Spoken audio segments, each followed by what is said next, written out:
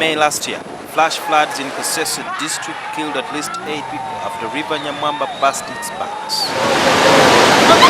The disaster was the worst that the residents had experienced in 5 decades. River Mubuku and Nyamugasani also burst their banks, causing massive destruction of homes, crops and bridges. On the 8th of May this year, River Nyamwamba burst its banks again, sweeping whatever it came across within the Kalembe Mines Valley. We are at Kalembe Mines where people were staying after the River Nyamwamba burst its banks last year around the same time. And just yesterday in the morning, the same thing happened. River Nyamwamba burst its banks. As you can see, the water is just sweeping through and putting down anything that it can come across. The stones is what you hear crashing each other as the water continues at a terrific speed to sweep to different villages within this place. 6 people died, including 3 children. The road to Kalembe Mines was destroyed just a few months after it was reconstructed. You can imagine, friends, what government invested in rehabilitation of infrastructure. Over 2 billion shillings and being washed away. The devastation was also experienced in the western part of Kasese after River Nyamwamba burst its banks, washing away the bridge that connects Chondo sub-county to its neighboring Charumba sub-county. The government plans to spend 20 billion shillings on reconstructing the infrastructure damaged by the floods.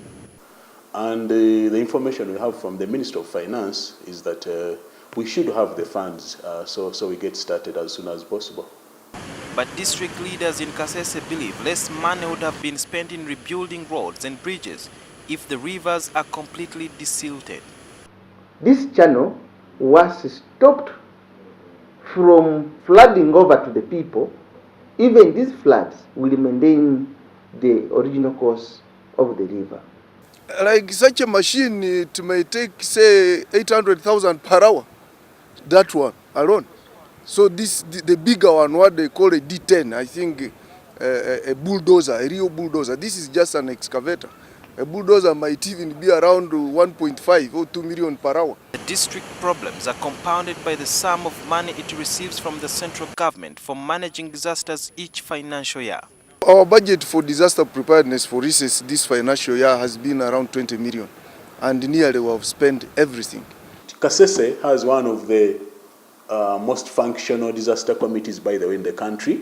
So once we get the money that we are looking for, some of the money definitely is going to be operated in partnership with the district.